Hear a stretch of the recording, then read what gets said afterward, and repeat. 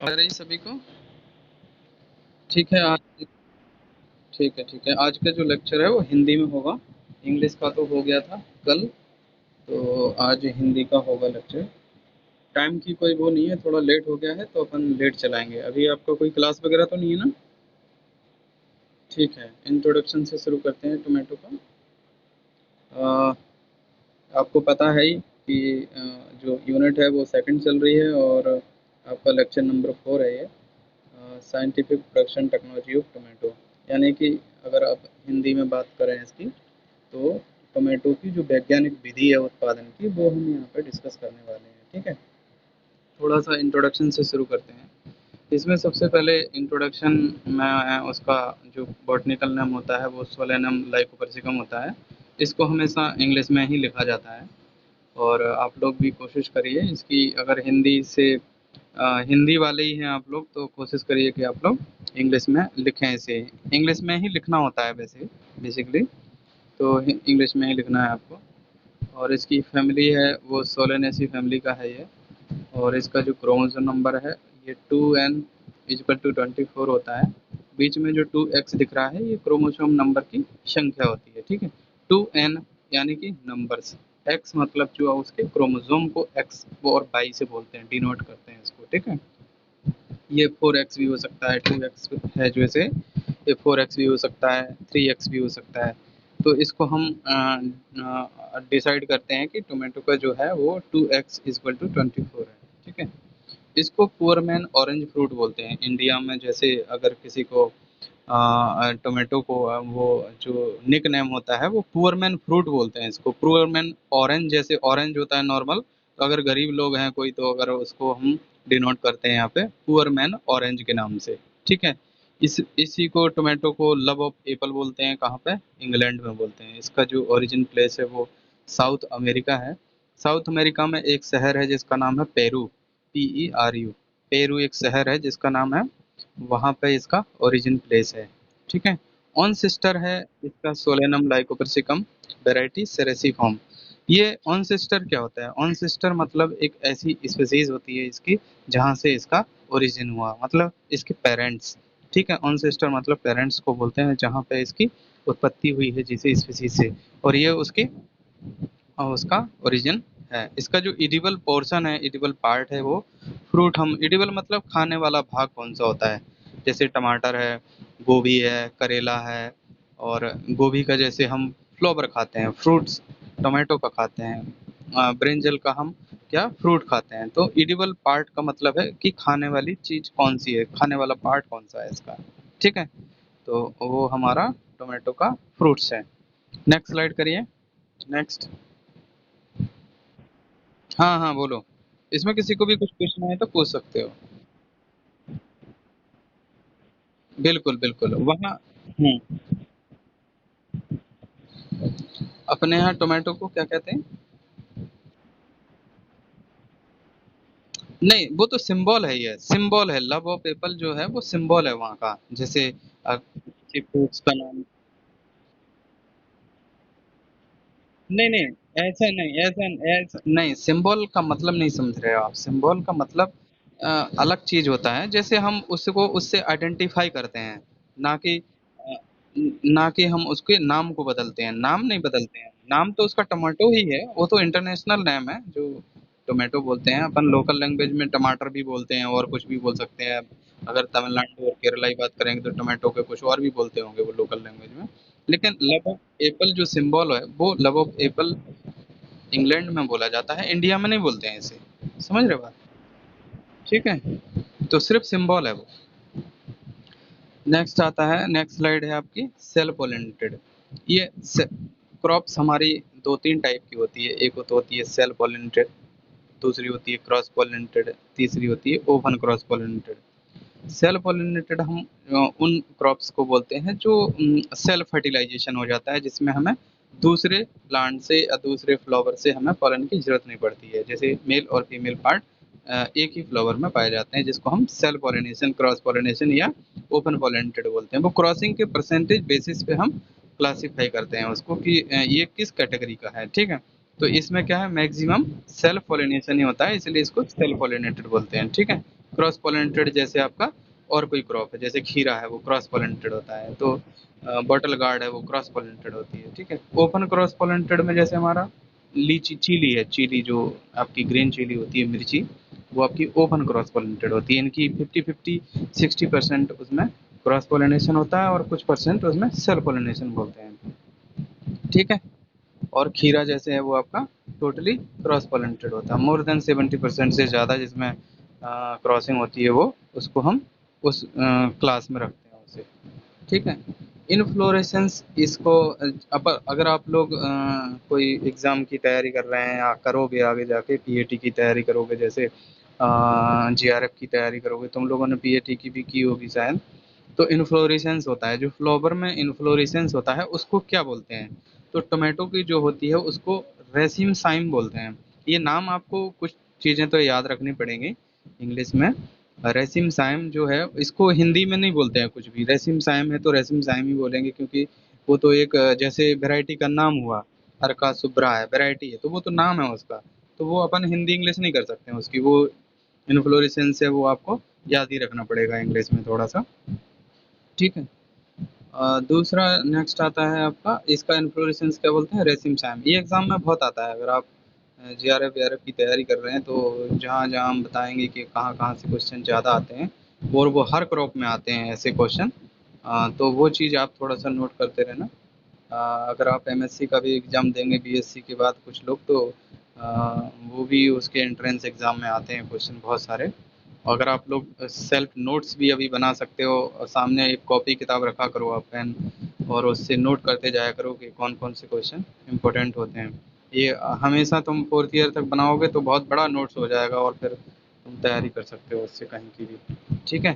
दूसरा कि जो हम चीज़ यहाँ बताएंगे वो ऑथेंटिक बताएंगे, मतलब अच्छे बुक से रेफर करके ही बता रहे हैं, तो आपको मतलब कहीं दूसरी जगह देखने की जरूरत नहीं है, समझ रहे बात, वो चीज़ ध्यान रखना। तो आप लोग नोट्स बनाओ और लिखते रहो उसमें। नेक्स्ट आता है ये जो बुक, टोमेटो बुक है जो, इसको डॉक्टर जी कल्लू, एक इंडिया के जो साइंटिस्ट हैं एक, अभी भी हैं वो, तो उनको फादर ऑफ टोमेटो बोलते हैं इंडिया में। इंडिया में अगर तुमसे पूछा जाए कि इंडिया में फादर ऑफ टोमेटो किसको बोलते हैं, तो डॉक्टर जी कल्लू को बोलते हैं, जिनकी एक बुक आती है टोमेटो, जो टोमेटो लिखा हुआ है, इनकी एक टोमेटो नाम से बुक है। तो इसके बाद ही इनको जी कल्लू एक साइंटिस्ट हैं, वेजिटेबल ब्रीडर हैं ये बहुत बड़े, जिनको हम इंडिया में, भारत में बोलते हैं क्या, फादर ऑफ टोमेटो, ठीक है, इंडिया में। लेकिन अगर इंटरनेशनल लेवल की बात करें, father of tomato in breeding international level पे अगर बात करें, तो ये सीएम रिक, जो यूएसए में कैलिफोर्निया यूनिवर्सिटी है, वहाँ पे एक प्रोफेसर हैं, ठीक है। ठीक है, सीएम रिक, ये लिख लिख लिया करो, ये तुम्हें दोबारा नहीं मिलेगा, या तो तुम्हें याद आएगा कहीं पे तो फिर इसी पीपीटी को तुम्हें खोलना पड़ेगा। तो कोशिश करा करो कि इसको नोट बनाते जाया करो कि एक क्रॉप से कितने क्वेश्चन आएंगे। हो सकता है कि 10-20 क्वेश्चन आपको इम्पोर्टेंट लगेंगे और वो तुम नोट कर सकते हो, तो हो गया तुम्हारा। अगर टोमेटो एक क्रॉप है, अगर 20 क्वेश्चन तुमने सेलेक्ट कर लिए, तो कितना इजी काम हो गया ना पढ़ने में। तो ऐसे ही पढ़ाई की जाती है, आप उसमें से सेलेक्टिव क्वेश्चन नोट कर लीजिए, क्योंकि मेमोरी ऐसी नहीं होती है कि भरा ही रहे उसमें, हमने पढ़ लिया एक बार और उसमें फिक्स हो जाता है, ऐसा तो कंप्यूटर सिस्टम है नहीं अपने दिमाग का, वो तो सीधा अपन भूल जाते हैं। हाँ क्या, किसको, इन्फ्लोरेंस नहीं, इन्फ्लोरेसेंस है वो, इन्फ्लोरेसेंस। इन्फ्लोरेसेंस एक फ्लावर में एक पार्ट होता है, जैसे हमारा एंथर होता है, स्टिग्मा होता है ना, उसको हम पूरे को इन्फ्लोरेसेंस बोलते हैं। उसमें क्या होता है, उसका नाम क्या होता है, सारे क्रॉप का देखेंगे अलग अलग मिलेगा, किसी का साइंस मिलेगा, किसी का रेसिम साइंस मिलेगा, किसी का और कुछ मिलेगा। तो अलग अलग क्रॉप्स के अलग अलग इन्फ्लोरेसेंस होते हैं, जिनको हम अलग अलग नाम दिया जाता है। जैसे पार्ट है टोमेटो का, एक फ्रूट है तो उसको फ्रूट बोलते हैं, जैसे ब्रांच है तो उसको ब्रांच बोलते हैं, रूट्स है तो उसे रूट्स बोलते हैं। मतलब ऐसे ही एक पार्ट होता है इन्फ्लोरेसेंस, जो फ्लावर का पार्ट होता है, ठीक है, तो उसे इन्फ्लोरेसेंस बोलते हैं। रेसिम साइम इसको इन्फ्लोरेसेंस को बोलते हैं, ठीक है। समझ गए बात, ये तुम अगर जितनी क्रॉप हम पढ़ाएंगे, वो हम वही क्वेश्चन ज़्यादा टच कराएंगे तुमको कि जो तुम्हारे आगे कंपटीशन पर्पज से यूज हो सकें, ठीक है, तो वो चीज़ तुम ध्यान रखना। कहीं पे भी कुछ पूछ सकते हो, कोई भी चीज़। ठीक है, आगे बढ़े। हाँ, तो नेक्स्ट आता है, उसके बाद आता है आपका, क्या आता है, हैप्लॉइड प्लांट। देखो, प्लांट्स जो होते हैं वो डिफरेंट टाइप के होते हैं, जिनको हम आइडेंटिफाई करते हैं किसके बेसिस पे। जैसे अपन हैं, ह्यूमंस हैं, उनको आइडेंटिफाई हम डीएनए बेसिस पे करते हैं कि ये किसका बच्चा है। डीएन अगर हमें क्लियरली पता करना है पेरेंट इसके कौन है, तो डीएनए बेसिस पे हम आइडेंटिफाई करते हैं ह्यूमंस में। प्लांट्स में हम जीनोम्स के बेसिस पे हम आइडेंटिफाई करते हैं प्लांट्स को, कि उसका डीएनए स्ट्रक्चर क्या है। तो हम प्लांट्स में क्या करते हैं, हम जीनोम सिगमेंटेशन बोलते हैं इसको, सीक्वेंसिंग बोलते हैं। फुल्ली सीक्वेंसिंग जो आइडेंटिफिकेशन हुआ है इस टोमेटो का, ये 2012 में हुआ था, जिससे हम उसकी जीन प्रोफाइलिंग पता करते हैं कि ये टोमेटो ये इस प्रोफाइलिंग का है। उसकी जो प्रोफाइलिंग है, उसकी जो साइज होती है, जीनोम सिक्वेंसिंग जो साइज होती है, वो 950 MB की होती है। MB मतलब समझ रहे हैं ना, जो आपकी मेमोरी बेस होती है ये, ठीक है, जिससे हमें GB होती है, KB होती है, जो MB होती है, वो उसी बेसिस में इसको हम आइडेंटिफाई करते हैं। ठीक है, ये साइजें हैं, ये ईयर है, ये आपकी इम्पोर्टेंट हैं। ये टोमेटो में एक ही है तो एक ही रहेगा, ये बदलेगा नहीं कभी, कभी नहीं बदलेगा। ये एग्जाम के क्वेश्चंस हैं, ये कभी नहीं बदलेंगे। जैसे टोमेटो ऑयल है, इसको बोलते हैं क्या, मैर्गरीन बोलते हैं। एक जैसे टोमेटो है, तो कलर, रेड कलर के लिए अगर हमारा लाइकोपिन कलर, रेड कलर के लिए लाइकोपिन है, तो मार्गरीन एक ऑयल है जिसको हम मार्गरीन में यूज़ करते हैं। और ये 24% होता है। ये जो परसेंटेज हैं, ये नाम है, ये आपकी MB है, ये ईयर है, किस ईयर में जीनोम फुली सेगमेंटेड आइडेंटिफाइड हुआ है। ये एग्जाम के क्वेश्चन है आपके, आगे JRF वगैरह का क्या।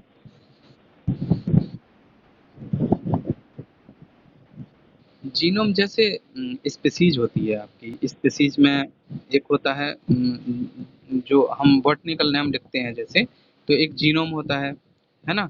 उसका जीन की जो हम आइडेंटिफिकेशन करते हैं, वो हम जीनोम के बेसिस पे करते हैं, उसकी डीएनए बेस स्ट्रक्चर बनाते हैं हम। ठीक है, जो लोग उसमें रिसर्च करते हैं वो जीनोम के बेसिस पे करते हैं। जैसे जीन प्रोफाइल है, जीन प्रोफाइलिंग करते हैं हम, उसकी क्वालिटेटिव क्वांटिटेटिव जो उसकी मतलब सीक्वेंसिंग हम जब बनाते हैं उसकी, तो उसको हम जीनोम के बेसिस पे प्रोफाइलिंग करते हैं, क्योंकि वो प्रोफाइल किसी दूसरे से मैच नहीं करती है। जैसे आइडेंटिफाई करना है ह्यूमंस को कि ये किसका बच्चा है, तो अगर बोलने से तो नहीं चलेगा, हम उसके पेरेंट की और उसके जो उसकी डॉटर है या जो उसका बच्चा है, उससे हम जीनोम प्रोफाइल को मैच कराते हैं। क्योंकि एक जीन की एक ही इंसान होते हैं, एक ही जीन के एक ही टाइप की फैमिली में वो प्रेजेंट होते हैं। वो दूसरे पेरेंट के दूसरे लोगों में नहीं प्रेजेंट होगा, वो सिर्फ उसी में होगा। तो जीनोम सिक्वेंसिंग बोलते हैं उनको हम, जब हम आइडेंटिफिकेशन करते हैं उनकी प्रोफाइलिंग बेस में। ठीक है, समझ गए। और कुछ। ठीक है, तो नेक्स्ट आता है टोमेटो पिगमेंट। टोमेटो पिगमेंट से मतलब है कि जो आपके कलर होते हैं, इसमें टोमेटो में कलर पाए जाते हैं। वो कौन कौन से कलर होते हैं, वो मोस्टली 3 कलर होते हैं, और वो किसकी वजह से होते हैं। ये एग्जाम के क्वेश्चन है, ये आप ध्यान रखना, ये आपको बहुत काम आएगा। और ये आप अगर पढ़ लिए तो टोमेटो आपका कंप्लीट है, समझ लो। आप 2 साल बाद भी अगर कंपटीशन के एग्जाम पढ़ेंगे, तो ये मटेरियल फिर तुम्हें बुक किताबों में ढूंढना पड़ेगा, बहुत सारे बुक्स में मिलेगा नहीं है। हिंदी वाली तुम्हारी जो किताबें हैं उनमें तो मिलना ही नहीं है, समझ रहे बात, बहुत सारे मैटर नहीं मिलेंगे, तो उसमें दिक्कत हो जाएगी तुम्हें। इंग्लिश वाली किताबें पढ़ेंगे, वहाँ इंग्लिश में बहुत कम चीज़ें समझ में आती हैं, तो फिर वो फ़ोन करके भी पूछते हैं स्टूडेंट, तो वो बता देते हैं। लेकिन फिलहाल तुम क्या करो, इनको लिखते जाओ, नोट करते जाओ, कॉपी रखो एक सामने और नोट करते जाओ सारे स्टूडेंट, समझ रहे हैं। क्योंकि अभी तुम पूछ सकते हो हमसे, फिर बाद में अकेले में पूछना पड़ेगा। अभी पूछ सकते हो तुम कि ये क्या है, ठीक है, कैसे करना है। तो ये मोस्टली जो क्वेश्चंस हैं यही आते हैं एग्ज़ाम में, आपके कंपटीशन एग्ज़ाम के लिए। ठीक है, तो जो रेड कलर होता है वो लाइकोपिन की कलर वजह से होता है। जो कलर का रेड है वो लाइकोपिन कंटेंट होता है, जिसकी वजह से होता है। येलो कलर बीटा कैरोटीन की वजह से होता है। ये जो टोमेटो में होता है प्रेजेंस। टैंगरिन कलर होता है, जैसे ब्रेकिंग टाइप कलर होता है, जैसे येलो से और पहले का कलर जो होता है, जो पहले रेड होता है, फिर येलो होता है, फिर थोड़ा सा और रेड या डार्क से थोड़ा बीच का कलर होता है, तो उसे हम टैंगरिन कलर बोलते हैं। जो प्रोटो ये क्या है, प्रोकाइलोपिन है, प्रोलाइकोपिन पिगमेंट है ये, ठीक है। प्रोलाइकोपिन पिगमेंट्स जो टोमेटो में ही होता है मोस्टली ये, और दूसरे जो भी कलर चेंज करते हैं उनमें पाया जाता है, लेकिन इनको हम अलग अलग नाम से बोलते हैं इनको, ठीक है। एंड नेक्स्ट नेक्स्ट करो, इम्पोर्टेंट ऑफ टोमेटो। देखो, इम्पोर्टेंट में क्यों ज़रूरी है टोमेटो, क्या मतलब उसकी कुछ वैल्यू तो होना चाहिए ना, न्यूट्रिशन वैल्यू, जैसे अपन कह सकते हैं कि जो आप टोमेटो खाते हैं तो लार्जेस्ट वेजिटेबल है ये वर्ल्ड का, world largest vegetable crop after the potato और स्वीट पोटैटो। पोटैटो और स्वीट पोटैटो तो आप जानते हैं कि सब जगह मिल जाएगा ये, इंडिया में, इंडिया के बाहर भी, पूरी दुनिया में कहीं भी मिल जाएंगे।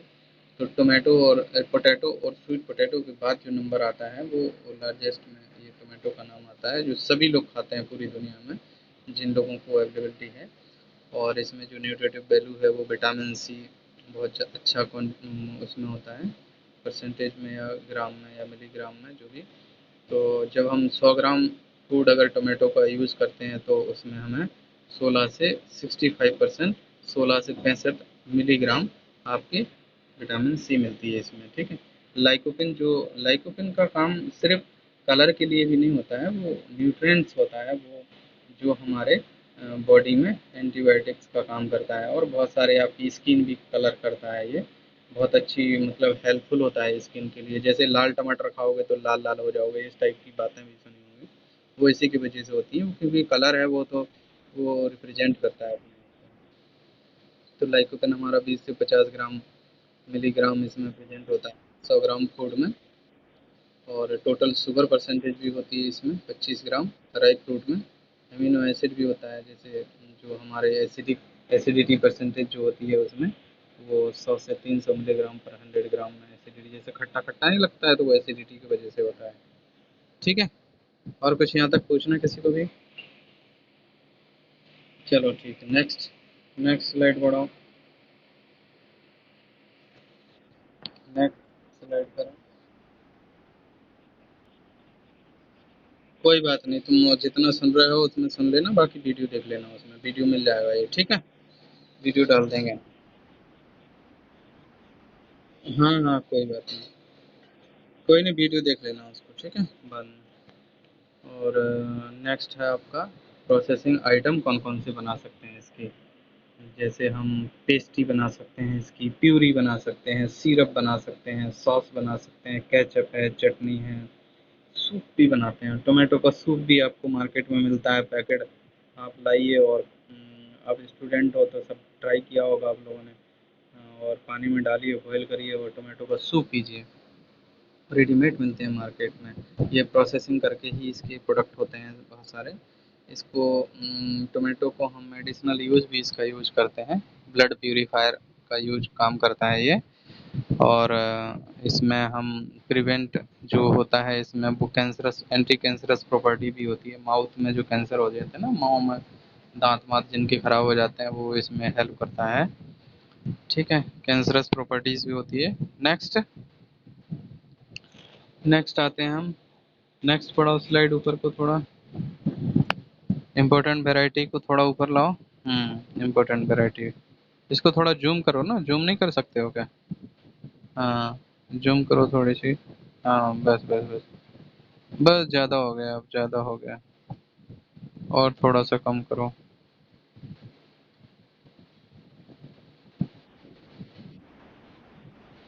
बस बस बस बस, ठीक है, ठीक है। तो इम्पोर्टेंट वैरायटीज़ हैं टोमेटो की, जो जिसमें हमारा कुछ कुछ में तो ईयर भी लिखा हुआ है।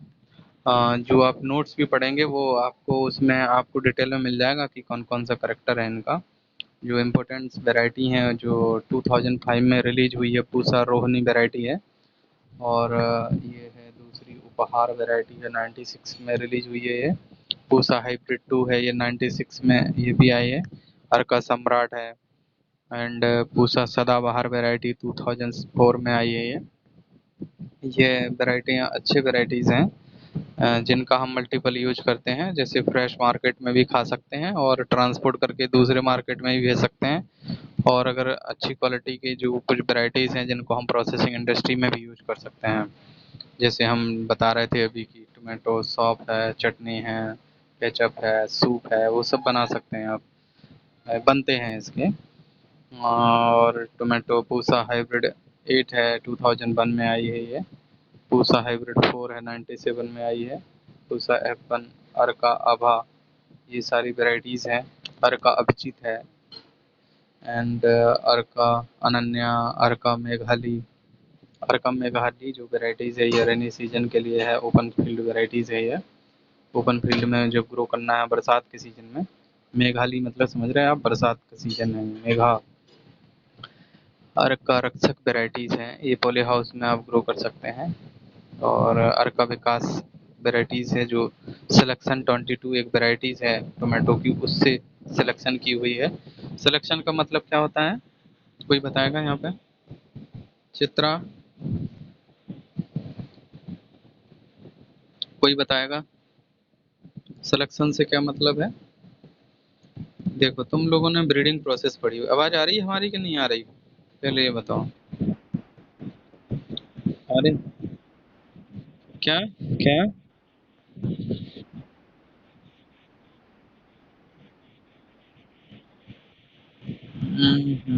तो नहीं तो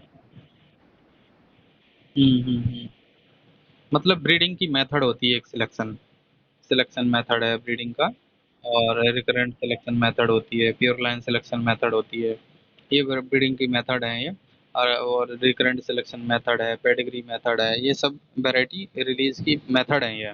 वैरायटी सिलेक्शन ब्रीडिंग की मेथड्स हैं ये। ठीक है, ब्रीडिंग मेथड्स हैं ये। तो ये वैरायटी रिलीज, वैरायटी सिलेक्शन एक सिलेक्शन एक प्रोसेस है जिसके थ्रू हम ब्रीडिंग करते हैं और टोमेटो को या कोई भी क्रॉप्स की हम वैरायटी डेवलप करते हैं। ठीक है। जो तो इसमें ये सिलेक्शन की हुई है 22 एक वैरायटी है, सिलेक्शन 22 उससे अर्का विकास बनी है वैरायटी। अर्का वर्धन है, काशी विशेष है। अ, ये इम्पोर्टेंट वैरायटी है। काशी विशेष, काशी अमृत, काशी हेमंत, काशी शरद, काशी अनुपम, काशी अभिनव, अभिमान। ये काशी क्यों लिखा हुआ है यहाँ पे? पंजाब बरखा।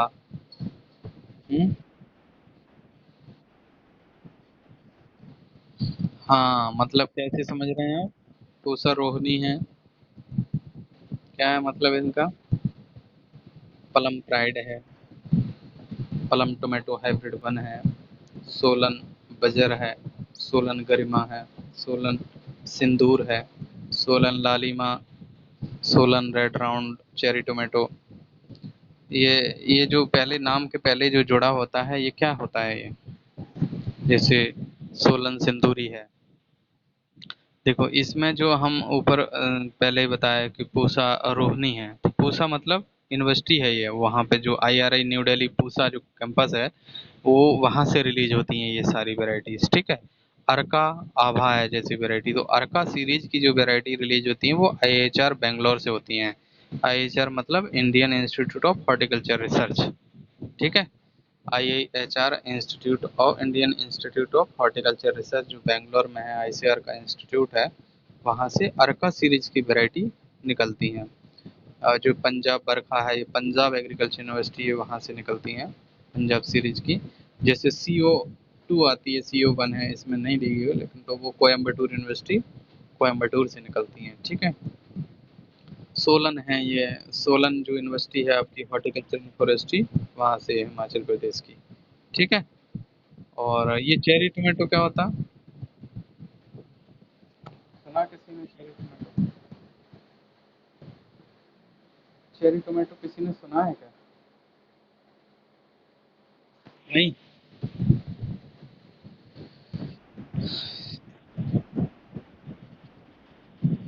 छोटा छोटा रहता है ना? समझ रहे हैं, वही चेरी टोमेटो होता है। तो जैसे हमारी चेरी, हाँ वैसे भी खा सकते हैं, अंगूर की तरह भी खा सकते हैं, अगर उसमें चेरी टोमेटो की बहुत सारी वेराइटीज हैं। मीठी है, खट्टी हैं सब। तो मीठी तो आप ऐसे अंगूर की तरह खा सकते हो आप फील्ड पर ही, है ना। तो वो हमारी चेरी टोमेटो की वेराइटीज होती है, मतलब छोटी साइज का रहता है, जैसे चेरी फ्रूट होता है। ठीक है। हाँ हाँ, बिल्कुल बिल्कुल, वहाँ बहुत होता है ये। और नेक्स्ट आता है आपका, नेक्स्ट करो, वैरायटी में कुछ पूछना है यहाँ तक, किसी को कुछ पूछना?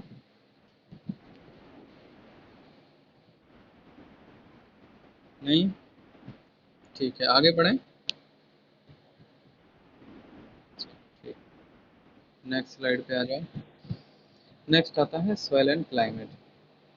Tomato tomato can be grown wide range of soil. Wide range का मतलब है ये बहुत सारे सॉइल में ग्रो कर सकते हैं। बस उसमें ध्यान रखना है आपको, कौन सा, वो जो फेवरेबल सॉइल्स है वो from the sandy to heavy clay soil. Sandy soil to heavy clay, heavy clay मतलब जिसमें क्ले की परसेंटेज ज़्यादा हो। ठीक है। और क्या होना चाहिए, however well drained sandy red soil rich source of the organic matter. अगर हमारी जो सॉइल है वो वेल ड्रेन्ड नहीं है, ड्रेनेड का मतलब पानी उसमें भरता है ज़्यादा और पानी नहीं निकलता है, तो वो टोमेटो के लिए सुटेबल नहीं है। तो वेल ड्रेनेड होना चाहिए, उसमें पानी निकलने की सुविधा अच्छी होना चाहिए। सैंडी सॉइल हो तो बहुत अच्छा है। Red loamy soil rich in organic matter. अगर आप रेड सॉइल में इसे ग्रो कर रहे हैं तो ऑर्गेनिक मैटर ज़्यादा होना चाहिए। अगर कहीं पर रेड सॉइल है तो वहाँ पे आप ऑर्गेनिक मैटर डाल सकते हैं, FIM डाल सकते हैं उसमें, वर्मी कंपोस्ट डाल सकते हैं उसमें, कोई भी ऑर्गेनिक मटेरियल हम यूज कर सकते हैं, जिससे हमारा क्या होगा, उसमें अच्छे से ऑर्गेनिक मैटर मिल जाएगा। और ध्यान रखना है हमें क्या, pH range 6 to 7 are consider is ideal. तो pH लेवल हमें पता कर लेना चाहिए पहले कि आपकी कितनी है। तो जो टोमेटो के लिए फेवरेबल जो जो आपका pH लेवल है वो आपका 6 to 7 होना चाहिए। ठीक है, ये भी हम पता कर सकते हैं, कहीं से भी आजकल चेक करवा सकते हैं फील्ड का, आप लोग खुद कर सकते हैं चेक। और tomato can be grown warm season crop. Warm season मतलब समझते हैं, जहाँ पे दिन में तो हाई टेम्परेचर रहता है लेकिन रात में नाइट हो जाता है, थोड़ा सा कूलिंग कूलिंग टाइप की रहती है। वार्म सीजन क्रॉप्स ग्रो, वो क्रॉप में इसका नाम आता है टोमेटो का, जो हम ग्रो कर सकते हैं। तो best fruit colour and red colour obtain to, जो फ्रूट का जो कलर्ड है और क्वालिटी है, ऑप्टेन है temperature range from 21 to 24 degree centigrade. अगर आपको, जब हम फील्ड पे इसे ग्रो करते हैं तो वहाँ का टेम्परेचर, क्वालिटी और उसका जो कलर होता है टोमेटो का, उसी के बेसिस पे बिकता है वो। तो उसमें उस टाइम पे हमारा टेम्परेचर होना चाहिए 21 से 24 डिग्री सेंटीग्रेड। ठीक है। तो हम अच्छी क्वालिटी का टोमेटो ग्रो कर सकते हैं। और जैसे हम ओपन फील्ड में कर रहे हैं तो ये ध्यान रखें कि इस टाइम पे कब टेम्परेचर ज़्यादा और कम रहता है, तो आप वहाँ ग्रो कर सकते हैं। ओपन में हो गया ये, लेकिन अगर पॉली हाउस के अंदर ग्रो कर रहे हैं तो अगर वहाँ पे आपको थोड़ा सा मॉडिफाई भी करना पड़े टेम्परेचर, तो वहाँ पे आप मॉडिफाई कर सकते हैं, क्योंकि उसमें पॉली हाउस में क्या होता है, कंट्रोल्ड एटमॉस्फेयर होता है। तो वहाँ पे आप उसको टेम्परेचर को बिल्कुल फिक्स मेंटेन भी कर सकते हैं कि 21 डिग्री से 24 डिग्री आपको कब करना है, तो आप उसे अच्छे से क्वालिटी ले सकते हैं टमाटर की। तो हमारे यहाँ भी फील्ड में टोमेटो था, पॉली हाउस जो लगा हुआ है वहाँ पे अपने कॉलेज का, तो वहाँ पे भी उसकी बहुत अच्छी क्वालिटी आती थी, बहुत बढ़िया क्वालिटी। वो भी आप देख सकते थे, अभी भी टोमेटो लगा हुआ है, नेक्स्ट क्रॉप उसमें लगी हुई है टोमेटो की। पिछले बार जो टोमेटो लगा था उसके बाद कुछ एरिया में अभी भी टोमेटो लगा हुआ है। तो वो आप वहाँ पे जाके भी देख सकते हैं, फील्ड विजिट भी कर सकते हैं, देख सकते हैं। ले चलेंगे कभी ट्रायल में, फील्ड विजिट में जाओगे भी आप, तो वहाँ पे टेम्परेचर हम कैसे कंट्रोल करते हैं वो भी आप देख सकते हैं ठीक से। ठीक है। तो इसमें है, नेक्स्ट पॉइंट आता है temperature of the 32 degree centigrade adversely effect of fruit set and development. अगर टेम्परेचर हमारा 32 डिग्री से ज़्यादा जाता है टोमेटो के फील्ड में, टोमेटो के केस में, तो वो उसका एडवर्सली इफेक्ट देता है, जो जो हमारे जो ग्रोथ एंड डेवलपमेंट्स है, फ्रूट सेटिंग है, उस पर हमारा असर पड़ता है। जैसे हमने बताया 24 डिग्री तक तो कलर सेट होता है, अगर फ्रूट सेट हो रहा है और उस टाइम पे 32 डिग्री टेम्परेचर हो गया, तो या 32 से ऊपर चला गया टेम्परेचर तो आपके फ्रूट सेट नहीं होंगे और फ्लावर ड्रॉप कर जाएगा। तो फ्लावर सेट नहीं होगा तो फ्रूट डेवलपमेंट नहीं होगा। तो फ्रूट नहीं डेवलप होगा, फ्रूट सेट नहीं होगा, फ्रूट सेट नहीं होगा तो आपकी यील्ड ऑटोमेटिकली कम हो जाएगी। ठीक है, यहाँ कुछ पूछना है सोइल एंड क्लाइमेट में किसी को भी?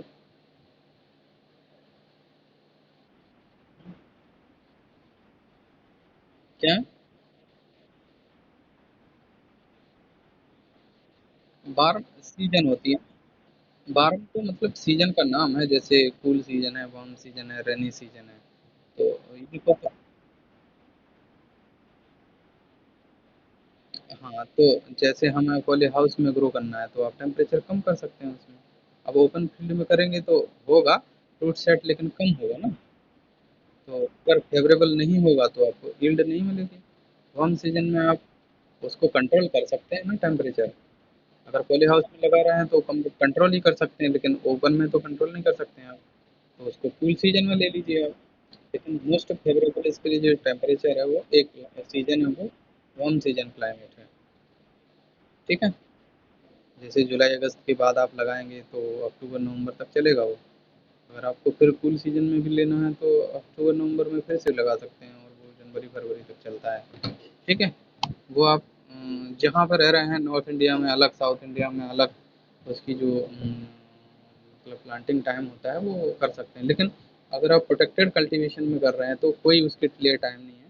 आपको सिर्फ ऑफ सीजन ध्यान रखना है कि कब आपको ज़्यादा इसकी मार्केट प्राइस मिल सकती है, किस महीने में मिल सकती है, किन महीनों में आगे चलते। अभी तो 100 रुपये और 80 रुपये के आसपास चल रहा है टोमेटो। तो जिनके पास पॉली हाउस होगा वही आप अभी यील्ड ले सकते हैं।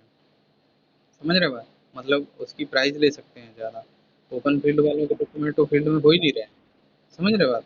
तो अभी रेनी सीजन है, अभी वार्म सीजन नहीं है, ये रेनी सीजन है अभी। ठीक है। और किसी को कुछ पूछना है? यानी देखो, स्विंग टाइम जैसे हम पॉली हाउस के अंदर लगा रहे हैं तो पॉली हाउस में तो हम कभी भी कर सकते हैं। सिर्फ हमें ये देखना है कि अगले 2 महीने के बाद हमारा टोमेटो जब आएगा तो कितनी रेट रहेगी, तो वो कभी भी लगा सकते हैं आप पूरे साल में।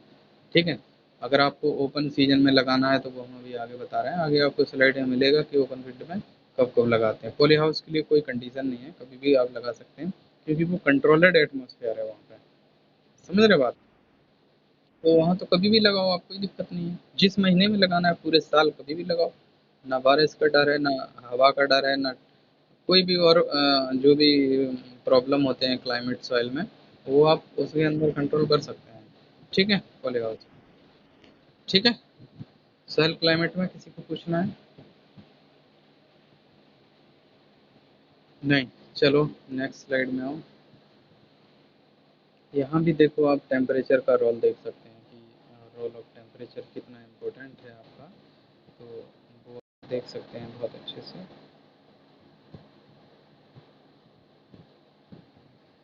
दिख रहा है आपको? हेलो?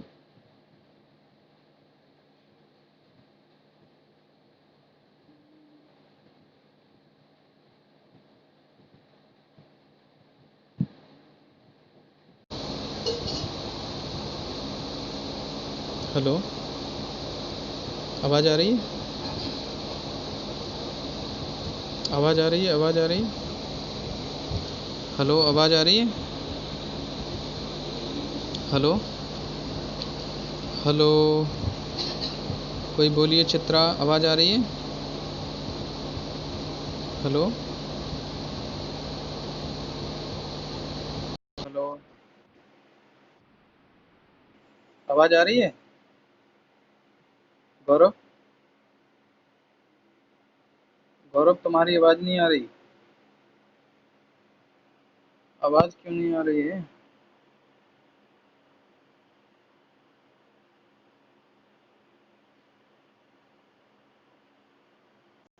हेलो? अब आ रही होगी आवाज़। वो एक्चुअली उसका जो म्यूट था ना वो ठीक है, ठीक है, ठीक है, अब आ जा रही है। इसमें हम जो म्यूट कर लीजिए आप लोग। ठीक है, ठीक है। इसमें जो टेम्परेचर का रोल है वो आपको क्लियरली। आवाज़ नहीं आ रहा है? आवाज़ तो अब आ रही होगी। आ रही है आवाज़? अब तो आ रही ना आवाज़? ऋषभ, ठीक है ठीक है ठीक है, म्यूट कर लो। Okay okay. यहाँ पे आपका crop, okay okay okay, crop stage आपको दिख रही है यहाँ पे, और टेम्परेचर भी दिख रहा है क्लियरली आपका सीड जर्मिनेशन के टाइम पे जो टेम्परेचर है। देखो, दो चीज़ें पहले आप समझ लीजिए कि जो चीज़ किसी भी क्रॉप और कल्टीवेशन के लिए दी हुई होती है, जैसे टेम्परेचर है, तो ओपन फील्ड में तो आप कंट्रोल नहीं कर सकते हो, समझ रहे बात। लेकिन पॉली हाउस में आप प्रोटेक्टेड एरिया में जब आप नर्सरी बना रहे हैं या प्रोडक्शन कर रहे हैं, तो वहाँ तो कंट्रोलेबल है। तो जैसे हमें कंट्रोल का मौका मिलता है, अगर प्रोटेक्टेड कल्टीवेशन आप कर रहे हैं टोमेटो का, तो वहाँ पे आप ये फिक्स मेंटेन भी कर सकते हैं कि हमें जर्मिनेशन के टाइम पे 18 से 30 डिग्री टेम्परेचर रखना है, तो वो हम कर सकते हैं। वो आपको जब नर्सरी बनाना हम सिखाएंगे कि कैसे कंट्रोल किया जाता है, तो वो हम बता देंगे आपको, ठीक है। धीरे धीरे बताएंगे, आप कोई पूछेगा तो हम बता देंगे अभी, जो भी आपको डाउट है, ठीक है। तो सीड जर्मिनेशन के टाइम पे 18 से 30 डिग्री होना चाहिए आपका ऑप्टिमम टेम्परेचर। जो होल कल्टीवेशन के लिए है वो 25 से 24 डिग्री होना चाहिए। लाइकोपिन प्रोडक्शन, जो कलर डेवलपमेंट जो टोमेटो में होता है लाइकोपिन से, वो आप पहले ही बता दिया हमने, 21 से 24 होना चाहिए। और पॉलिनेशन भी हमने बताया है कि 21 से 24 डिग्री तक जो पॉलिनेशन होता है, जैसे हमने बताया था कि अगर 32 डिग्री सेंटीग्रेड से अगर ज़्यादा जाता है 32 डिग्री से, तो उसमें फ्रूट सेट नहीं होते हैं। तो जो फेवरेबल टेम्परेचर है वो पॉलिनेशन के लिए वो आपका 21 डिग्री है। लाइकोपिन रिड्यूस होता है अगर एबव टेम्परेचर 27 डिग्री से ऊपर जाता है। जैसे ही 27 से ऊपर जाएगा तो आपका कलर है ना, वो उड़ने लगेगा टोमेटो का, वो रिड्यूस हो जाएगा, ठीक है। तो नॉट डिज़ायरेबल आपका जो कंडीशन है वो टेम्परेचर कम हो जाएगा, हाँ कम हो जाएगा 27 के बाद। जैसे टोमेटो लगा हुआ है और कलर डेवलपमेंट का टेम्परेचर 21 से 24 डिग्री है, और अगर वो 21-24 से ज़्यादा जाएगा तो अब अच्छी क्वालिटी का टमाटर है, वो कलर उसका अपने आप कम हो जाएगा सर, ठीक है, समझ गए।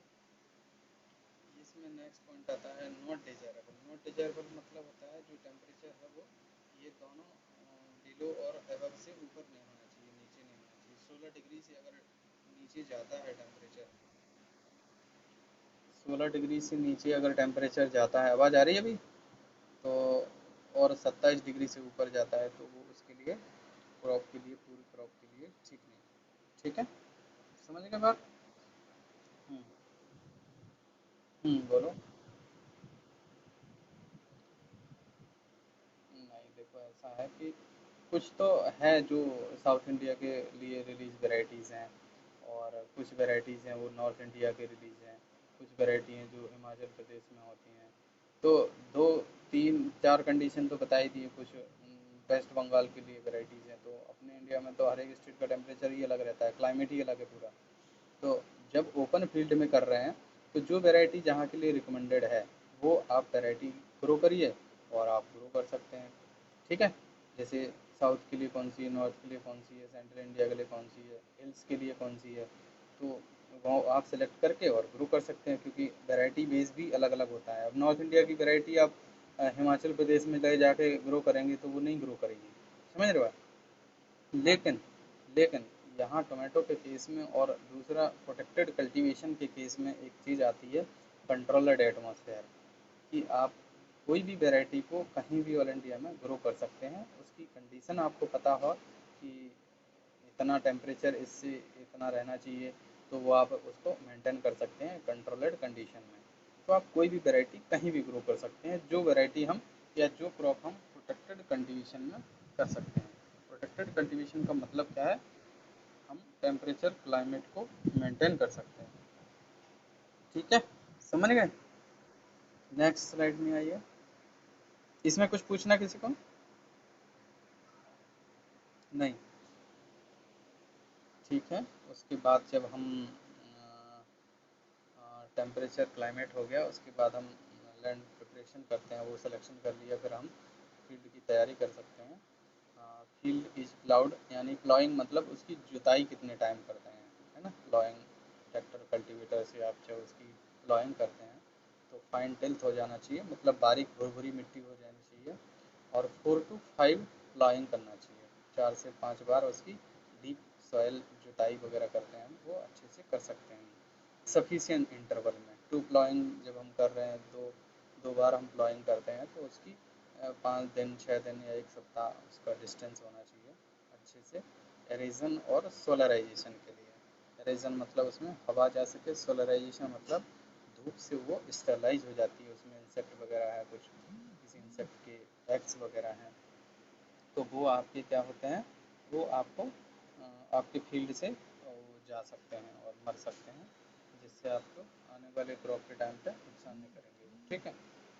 तो वो आपको प्रॉब्लम नहीं करेंगे।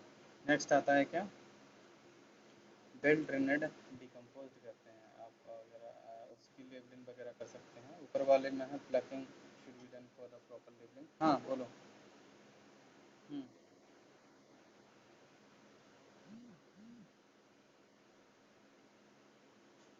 ऊपर से ही शुरू करें, लैंड प्रिपरेशन से।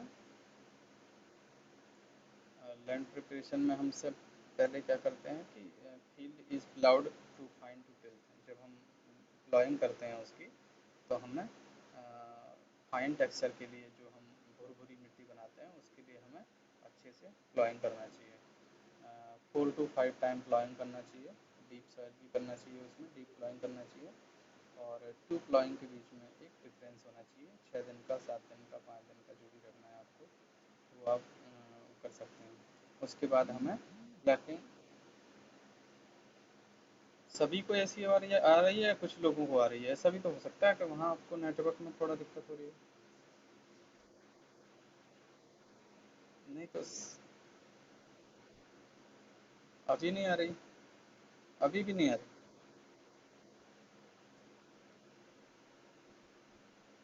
नहीं, माइक तो सही है हमारा। शुरू से ही आ रही क्या ऐसी? थोड़ा थोड़ा हो जाता है। ठीक है, ठीक है। आ, फिर उसके बाद हम प्लॉइंग कर लेते हैं। प्लॉइंग के बाद हम प्रॉपर लेवलिंग करते हैं, जो हमने फील्ड बनाई है उसको प्रॉपर लेवलिंग करते हैं। और उसके बाद furrow are then open to recommended spacing. Furrow बनाते हैं, फरो मतलब जो हम बेड्स बनाते हैं वो हम प्रॉपर स्पेसिंग में बनाते हैं, जो हमारी रिकमेंडेशन होती है स्पेसिंग की। और उसके बाद हम वेल डिकम्पोज्ड FIM डालते हैं 25 टन पर हेक्टेयर के हिसाब से। डिकम्पोज्ड FIM इनकॉर्पोरेट करते हैं हम फील्ड के अंदर for the time of land preparation, ठीक है। और अच्छे से मिक्स कर देते हैं उसमें, ठीक है। एंड नेक्स्ट आइए, इसमें किसी को कुछ पूछना है?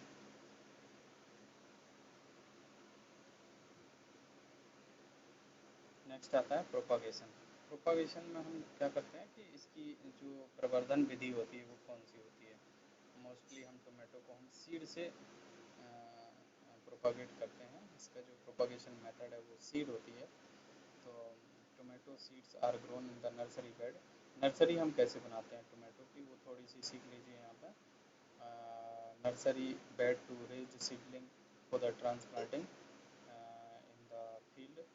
टोमेटो की जो हम प्रोपागेशन करते हैं वो सिर्फ हम सीडलिंग बना के ही करते हैं, डायरेक्ट सीड सोइंग नहीं करते हैं। जब भी हमें क्रॉप ग्रो करनी है तो पहले सीडलिंग बनाते हैं, नर्सरी बनाते हैं, उसके बाद हम मैन फील्ड में ट्रांसप्लांट करते हैं। तो हम कैसे बनाएंगे कि raised bed of size 3 metre into 0.6 metre. जो हम साइज रखते हैं उसकी जो चौड़ाई होती है वो 0.6 मीटर रखते हैं, मतलब 60 सेंटीमीटर चौड़ाई रखते हैं। करीब करीब 60 सेंटीमीटर होती है ये। तो उसके बाद जो लंबाई रखना है वो हमें 3 मीटर रखते हैं। और जो बेड है, लंबाई हम 3 मीटर भी रखते हैं, एवरेज है वो, लेकिन उससे ज़्यादा भी रख सकते हैं आप, 3 मीटर से ज़्यादा रख सकते हैं अगर बड़े एरिया में आप कर रहे हैं नर्सरी, या ज़्यादा एरिया के लिए।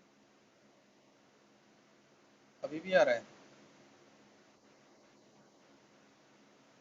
अच्छा,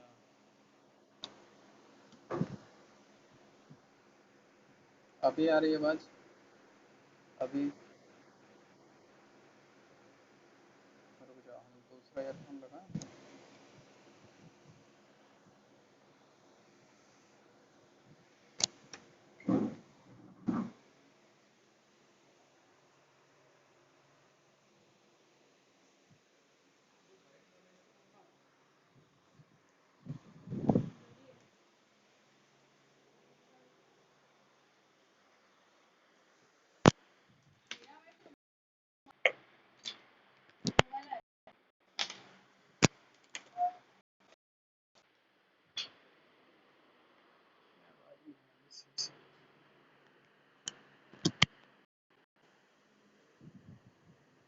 अभी इसमें आ रही है आवाज़?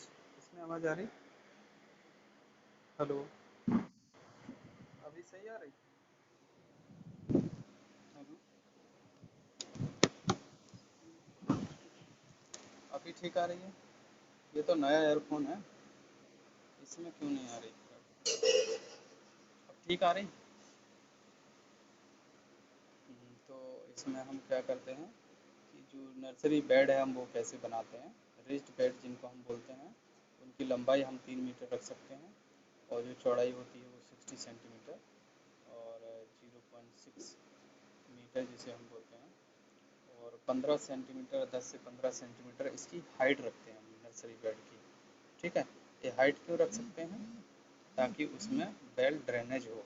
आप जैसे बेड बना रहे हैं तो 10-15 सेंटीमीटर उठा हुआ बेड बनाते हैं, ताकि आपके बरसात के सीज़न में या कहीं पे भी कभी भी जब पानी डाल रहे हैं उसमें, तो पानी स्टोर ना हो उसमें। ठीक है। तो इसलिए हम उसको 15 से 10 सेंटीमीटर की हाइट का बनाते हैं। ठीक है। और जो 60 सेंटीमीटर चौड़ा बनाते हैं, ये क्यों बनाते हैं? ताकि वो हमें रास्ता रहे निकलने के लिए और पानी डालने के लिए, जो हमें उसमें इंटरकल्चर करना है। जैसे नेक्स्ट पॉइंट है, अबव द 60-70 सेंटीमीटर डिस्टेंस की बिटवीन टू बेड। दो बेड के बीच में जो हम डिस्टेंस रखते हैं वो 70 सेंटीमीटर का रखते हैं, ताकि उसमें क्या होता है, निकलने के लिए रास्ता रहे। और जैसे वीड वगैरह निकालने हैं, फर्टिलाइज़र एप्लीकेशन करना है, या कोई और एक्टिविटी करनी है आपको, तो वो आपको उसी जो डिस्टेंस है दोनों बीच में 70 सेंटीमीटर की जगह है, उसमें से आप कर सकते हैं अच्छे से। ठीक है। हम्म।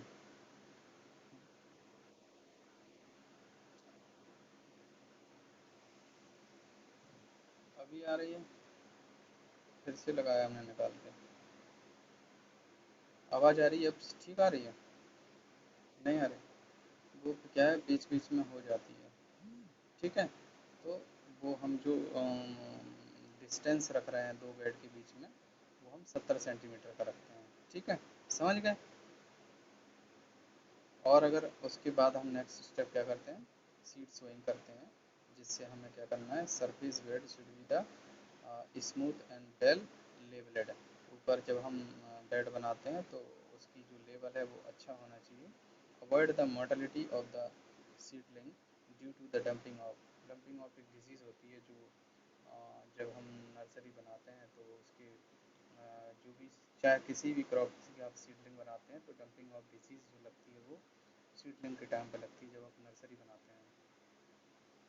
तो उसको हम कंट्रोल करते हैं, जिससे हमें सीड बेड में जो फर्स्ट और जो हम ड्रेंचिंग करते हैं, पानी देते हैं, जैसे सीड हमने शोइंग कर दिया बेड के ऊपर, और फिर उसके बाद जो हम पानी डालते हैं वो नॉर्मल पानी डालते हैं। उसके बाद हम जो पानी डालेंगे वो ड्रेंचिंग करते हैं बॉबस्टीन का। बॉबस्टीन का जो घोल होता है वो हम 15 to 20 ग्राम पर 10 लीटर वाटर में हम उसे घोल बनाते हैं और सॉइल की ड्रेंचिंग कर देते हैं, जिससे हमारा जब भी सीड जर्मिनेट होगा और वो जो ग्रो करेगा, तो वो एक हेल्दी प्लांट होगा। ठीक है। वो डिजीज़ नहीं लगेगा उसमें, तो वो उसे हम अच्छे से हेल्दी प्लांट बोल सकते हैं। ठीक है। क्या नर्सरी में कुछ को किसी को कुछ पूछना है? नहीं? नर्सरी कैसे बनानी है, किसी को कुछ, कोई क्वेश्चन और? नहीं, किसी का नहीं है? ठीक है, नेक्स्ट स्लाइड।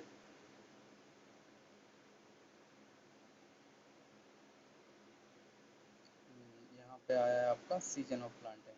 कोई पहले भी पूछ रहा था कि किस सीजन में हम ग्रो करेंगे, जिसमें सिर्फ हमें प्लांटिंग का टाइम दिया हुआ है। और प्लांटिंग से पहले हम एक चीज़ बता देते हैं कि जब भी हमें लगाना है, जैसे इसमें लिखा है सीड्स आर सोन इन जून जुलाई, है ना, और ऑटम एंड विंटर, मतलब जो विंटर वाली क्रॉप हमें लगानी है, जो हमें नवंबर में सोइंग करनी है, वो जुलाई अगस्त में जिसकी हम सीडलिंग करेंगे, जून बनाएंगे, जो नवंबर तक हमारी कंप्लीट हो जाएगी क्रॉप। ये 4 से 5 महीने तक की क्रॉप होती है, 4 महीने तो नॉर्मल है। तो इसको हम जो जून और जुलाई में नर्सरी बनाएंगे, जो मानसून आता रहेगा, जैसे ऑटमन मानसून मतलब कमिंग मानसून हमारा नॉर्थ इंडिया में जून जुलाई में ही आता है, 15 जून की बात ही आता है। तो हम उससे नर्सरी बनाएंगे। 45 40-45 दिन का जब हमारा सीडलिंग हो जाएगा, तो हम उसे ग्रो कर देते हैं और नवंबर तक वो कंप्लीट हो जाता है। ठीक है, और ये हम नॉर्थ इंडिया में यूज़ करते हैं। इन द हिल्स, हिल्स में हमें क्या करना है, सीड सोन करते हैं हम कब, मार्च अप्रैल में, और 45 दिन के बाद या 40 दिन के बाद उसे हम प्लेन फील्ड में ट्रांसप्लांट कर देते हैं। ठीक है, ये दोनों टाइमिंग इसके नर्सरी बनाने के और प्लांटिंग के हैं। हमने बता दिया कि आपको जब भी प्लांटिंग करनी है उससे जब आप 40 दिन का एवरेज 35-45 दिन होता है तो उसकी एज में हम, उसके बाद हम प्लांटिंग कर देते हैं मैन्युफैक्चरिंग में। ठीक है, इसमें कुछ पूछना है? Okay, next slide.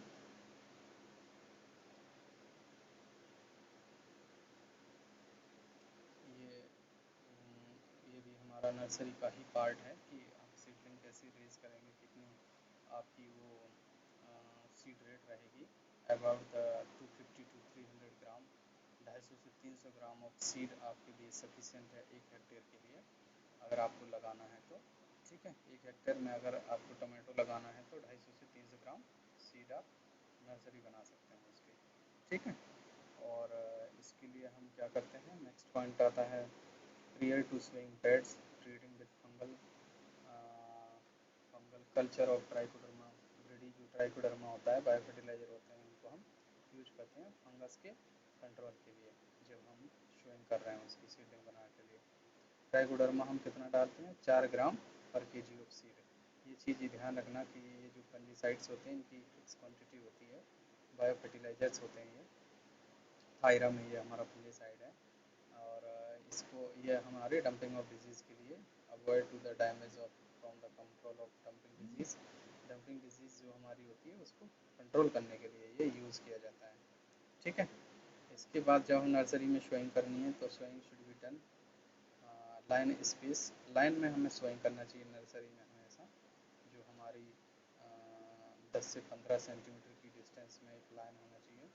जैसे बेड बनाया आपने 60 सेंटीमीटर चौड़ा, तो उसमें 10-15 सेंटीमीटर की लाइन खींचिए, उसमें सीड डालिए। Seed sown at the depth of 2 to 3 centimetre depth में।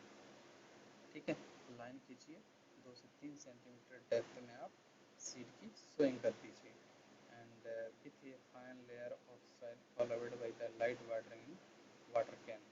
जो हम सीड सोइंग कर दी है उसे हम फाइन, जो हमारे पास मटेरियल होता है, जिस जैसे मिट्टी है या वर्मी कंपोस्ट है या ऑर्गेनिक मैन्योर में FIM है, वो आपके पास है तो उसको आप ऊपर डाल के अच्छे से लाइन को बंद कर दीजिए और वाटरिंग कर दीजिए, पानी डाल दीजिए उसमें। पानी किससे डालना है, water can say.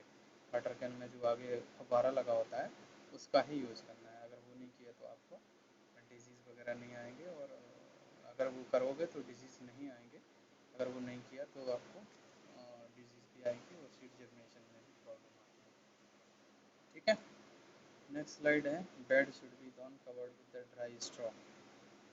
Dry straw से आप कवर कर सकते हैं, जैसे आपने पानी दे दिया उसके बाद covered with the dry straw, grasses, sugar cane leaves, या किसी भी से भी ढक सकते हैं। क्यों ढकते हैं, to maintain the required of temperature and moisture. उसके लिए हम टेम्परेचर और मॉइस्चर को कंट्रोल करने के लिए करते हैं। जैसे हमने बताया था कि टेम्परेचर आपका होता है 18 से 30 डिग्री तक आपका है, तो वो उसे हम इससे कंट्रोल कर सकते हैं। मॉइस्चर परसेंटेज भी हम कंट्रोल कर सकते हैं उसमें। ठीक है, अभी भी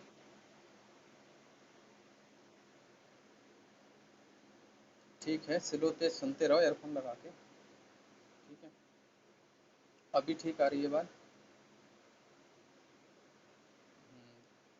तो उसके बाद हम उसको ढक सकते हैं और उसके टेम्परेचर को और मॉइस्चर को कंट्रोल करते हैं। ठीक है, फिर हम जैसे हमारा जर्मिनेशन कंप्लीट होता है उसके बाद हम जैसे आपने स्ट्रॉ डाला है उस पर जो ड्राई लीव्स डालें, जैसे डेली देखते रहते हैं हम 5-6 दिन के बाद, तो हमारे जैसे जर्मिनेशन होगा वैसे ही हम उसके जो ढका हुआ कवर है उसे हम हटा देते हैं। अगर वो हमने नहीं हटाया तो वो प्लांट उससे टकराएगा और वो टेढ़े हो जाएंगे, तो उसे तुरंत हटा देंगे। और रेगुलर हम जो पानी डाल रहे हैं वाटर कैन से, वो हम रेगुलर डालते रहते हैं। जब तक हम इसे कब तक करते हैं ऐसा वाटरिंग कर डेली करते हैं सुबह और शाम को, वो हम 40 दिन तक या 45 दिन तक हम रेगुलर करते हैं। जब हमें प्लांट को मेन फील्ड में ट्रांसप्लांट करना है तो उससे 8-10 दिन पहले पानी को बंद कर देते हैं, जिससे हम क्या हार्डनेस बोलते हैं, हार्डनिंग होती है, हार्डनिंग हो जाती है, थोड़ा प्लांट मजबूत हो जाते हैं जिन्हें पानी नहीं मिला होता है, और उसको हम मेन फील्ड में ट्रांसप्लांट कर देते हैं।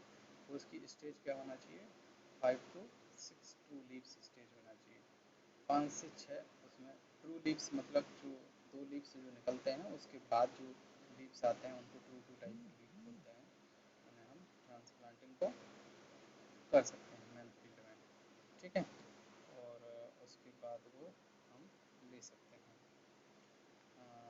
नेक्स्ट आता है आपका next next next slide next slide next slide.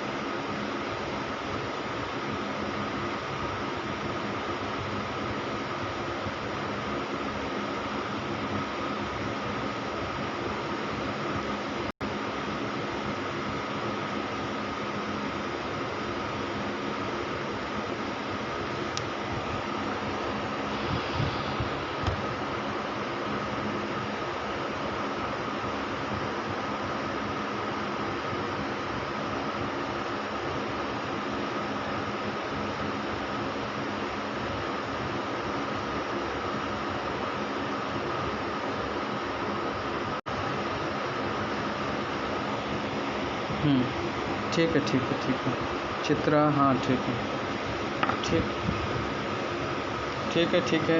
Mute your phone, mute your phone. नहीं नहीं नहीं नहीं नहीं चित्रा, चित्रा आइए, स्लाइड लाओ, स्लाइड लाओ। नहीं है, जल्दी हो जाएगा, 2-3 स्लाइड और हैं, बस बस बस 5 मिनट और 5 मिनट और बस। लाओ स्लाइड लाओ, म्यूट करो यार, पहले म्यूट करो, म्यूट करो, म्यूट करो, म्यूट करो, म्यूट और फैन। स्पेसिंग में आ जाइए, स्पेसिंग में।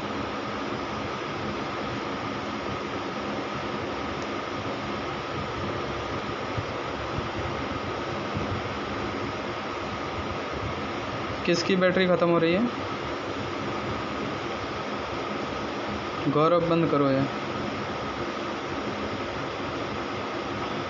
सुजीत म्यूट करो, म्यूट करो, पहले सभी लोग म्यूट करो। चित्रा लेके आओ, चित्रा। पीपीटी नहीं दिख रहा है हमें, जल्दी ख़त्म कर रहे हैं 5 मिनट में, जल्दी करिए, जल्दी करिए।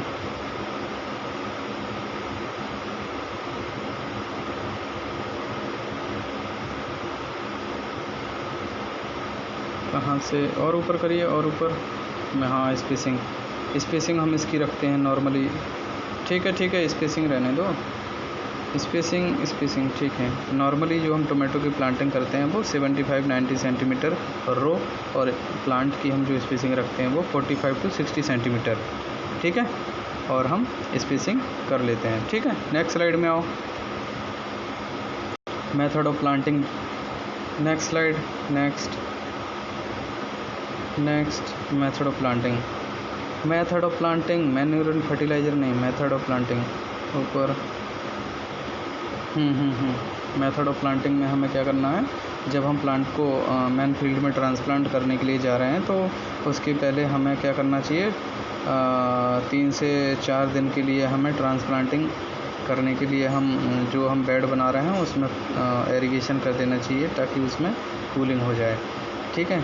और seedling should be depend on the solution prepared the नोमोक्रॉन एक फंजीसाइड होता है जो डाइथेनम 45 फंजीसाइड होता है, जिसमें हमें 25 ग्राम पर 10 लीटर में हमें मिक्स करना होगा। और उसके बाद 5 से 6 मिनट के लिए जो हम सीडलिंग नर्सरी बेड से ला रहे हैं उसको हम डिप करते हैं 5 से 6 मिनट के लिए, और हम उसे मैन फील्ड में ट्रांसप्लांटिंग कर देते हैं। Next slide manure and fertiliser. इसमें हम मोस्टली क्या करते हैं, 15 से 20 टन या 20 से 25 टन हम वेल ड्रेनेड FIM का यूज़ करते हैं। और जनरली जो NPK का रेशियो होता है वो 120 से 120 kg नाइट्रोजन देते हैं, और 80 kg हम फास्फोरस देते हैं, और 50 kg हम पोटास का यूज करते हैं for successful cultivation of the tomato. ठीक है, नेक्स्ट आइए एरीगेशन। नेक्स्ट एरीगेशन में हमें क्या करना है कि हेरी irrigation should be provide after the long spread drought cases in केरो। जहाँ पे ड्राइट एरियाज़ होते हैं, जहाँ पे कम पानी है अवेलेबिलिटी है, वहाँ पे हम वाटरिंग थोड़ा ज़्यादा करते हैं timely, given to the 3 to 4 days after the transplanting. Regularly transplanting करते रहते हैं, इसमें रेगुलरली एरीगेशन करते हैं जो ट्रांसप्लांटेड एरिया होता है। लाइट एरीगेशन करना है हमें। Interval should be the according to the type of soil and rainfed irrigation. जो आपकी रेनफेड एरियाज़ हैं वहाँ उसके हिसाब से, और सॉइल की जो कंडीशन है उसके हिसाब से करते हैं। 7 to 8 days इंटरवल में। ड्यूरिंग द खरीफ सीजन में हम यूज़ करते हैं इसको, और रबी सीजन में हम 10 to 12 days के इंटरवल में कर सकते हैं। ठीक है, समर सीजन में आप लगा रहे हैं क्रॉप तो हम 5 to 6 days के इंटरवल में हम एरीगेशन करते हैं। नेक्स्ट आता है बीट कंट्रोल। बीट कंट्रोल में आप पहले तो मैनुअल करते हैं, फिर मैकेनिकल करते हैं, फिर केमिकल कर सकते हैं। मैनुअली आप लेबर्स के थ्रू जो आपका बीड्स हैं उनको निकाल सकते हैं, मैकेनिकली आप किसी इंस्ट्रूमेंट से निकाल सकते हैं। और अगर केमिकली आपको करना है यूज़ तो केमिकल यूज़ कर सकते हैं, जो हर्बिसाइड है जिसका पेंटामेथिलीन होता है, जिसको हम 0.75 kg पर हेक्टेयर के हिसाब से डालते हैं। ऑक्सीफ्लोरोफेन भी होता है एक हर्बिसाइड, जिसको हम 0.12 kg पर हेक्टेयर के हिसाब से यूज कर सकते हैं। ठीक है, नेक्स्ट स्लाइड आइए, crop rotation. Next slide crop rotation में हमें क्या करना है कि ये ध्यान रखना है कि tomato should be the shown the successful grown. अगर हमें टोमेटो ग्रो किया है तो उस फैमिली का हम कोई भी क्रॉप नहीं ग्रो कर सकते हैं, जैसे सोलेनेसियस क्रॉप हैं, बाकी चिली है, ब्रिंजल है, कैप्सिकम है, टोमेटो है, टोबैको है। इनके बाद हम दूसरी क्रॉप ग्रो करते हैं, जैसे हम कुकुरबीट्स ले सकते हैं। कुकुरबीट क्रॉप दूसरी फैमिली की होती है, कुकुरबिटेसियस। और अगर टोमेटो के बाद सीरियल क्रॉप में अगर आना है तो राइस ले सकते हैं, स्वीट सोरगम ले सकते हैं, व्हीट ले सकते हैं, मिलेट ले सकते हैं। ये क्रॉप्स के बाद ही हम ले सकते हैं। रेडिस लेना है वेजिटेबल्स में तो रेडिस ले सकते हैं, वाटरमेलन, ऑनियन, गार्लिक, ग्राउंडनट, कोई भी क्रॉप ले सकते हैं। बस सोलेनेसियस क्रॉप नहीं लेना है तो हमारा क्रॉप रोटेशन हो जाता है। नेक्स्ट आइए, नेक्स्ट स्लाइड आती है स्टैकिंग हमें क्या करना है, स्टैकिंग जो हम प्लांट्स को स्टैक करते हैं वायर से या किसी भी चीज़ से उसे टांगते हैं, जैसे डंडे से भी उसे हम टांगते हैं, तो उसे हम स्टैकिंग बोलते हैं, जिससे हम स्टैंडिंग पोजीशन में प्लांट बना रहे, जो कि हम स्टार्टिंग कर देते हैं done from 2 to 3 week after the transplanting. 2 से 3 वीक के बाद हम उसकी स्टैकिंग करना स्टार्ट कर देते हैं। ठीक है, नेक्स्ट स्लाइड, जिससे फ्रूट क्वालिटी अच्छी बनी रहती है। नेक्स्ट आता है आपका हार्वेस्टिंग एंड यील्ड। हार्वेस्टिंग हम जब भी करना है टोमेटो की तो वो नॉर्मली हमारी 60 to 70 days after transplanting start हो जाती है हार्वेस्टिंग। और दूसरा बेसिस ये होता है कि किस पर्पस से आप हार्वेस्टिंग कर रहे हैं, जैसे डार्क ग्रीन कलर है वो हम मीडियम्स मार्केट के लिए कर सकते हैं, जैसे ज़्यादा दूर नहीं है कोई मार्केट, उसके लिए कर सकते हैं मीडियम डिस्टेंस मार्केट में। ब्रेकिंग स्टेज है तो कलर जो हमारा डिम पिंक कलर्स जो होता है 1/4 पार्ट फ्रूट का कलर अगर राइप है तो हम उसे हार्वेस्टिंग कर सकते हैं, जो कि मीडियम और लॉन्ग डिस्टेंस मार्केट के लिए सूटेबल होता है। नेक्स्ट स्लाइड आती है, पिंक स्टेज आती है। पिंक स्टेज में आप 3/4 पार्ट जो कलर डेवलपमेंट्स का होता है वो 3/4 पार्ट्स होता है, जो मीडियम डिस्टेंस मार्केट के लिए, लॉन्ग डिस्टेंस मार्केट में भी यूज़ करते हैं। और रेडिश पिंक कलर जो हम यूज़ करते हैं वो लोकल मार्केट के लिए, जो रेडिश हो गया है और अच्छा फुल्ली राइप्ड है वो लोकल मार्केट में यूज़ करते हैं। फुल्ली राइप्ड को हम प्रोसेसिंग इंडस्ट्री में यूज़ करते हैं। उसको हम ज़्यादा दूर नहीं भेज सकते हैं, ताकि वो नहीं तो वो ख़राब हो जाएगा। ईल्ड होती है टोमेटो की, yield per hectare varies from the depend on the varieties और सीजन ऑल्सो। वैरायटी पे भी डिपेंड कर सकती है और सीज़न पे भी डिपेंड करती है वो। और जो नॉर्मल ईल्ड होती है एवरेज, वो 20 से 25 टन पर हेक्टेयर होती है। हाइब्रिड वैरायटी में भी अप टू 50 से 60 टन पर हेक्टेयर होती है, मतलब 500 से 600 कुंटल पर हेक्टेयर। ठीक है, नेक्स्ट आते हैं, next slide. Next, okay, thank you very much आप लोगों ने। और कोई क्वेश्चन आपका, कुछ पूछना है?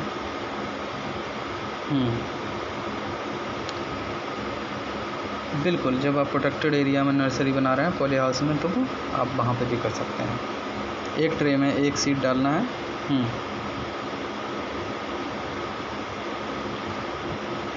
बिल्कुल होता है, बिल्कुल नहीं टूटेगी। और वो हम आपको प्रोटेक्टेड कल्टीवेशन में जो हम नर्सरी बताएंगे, नर्सरी कैसे बनाई जाती है, तो हम दोनों में डिफरेंस बताएंगे फिर। ठीक है, उसमें हमें बहुत बेनिफिट होता है। मोर्टेलिटी परसेंटेज 0 हो जाती है उसमें, और इसमें हमारी 15-20% तक प्लांट मर जाते हैं जो बेड में बनाते हैं। ठीक है, और कोई क्वेश्चन? हो गया? और कोई question, any query, any question? Okay, thank you very much. Close करें फिर? ओके, क्लोज करें? Okay, thank you.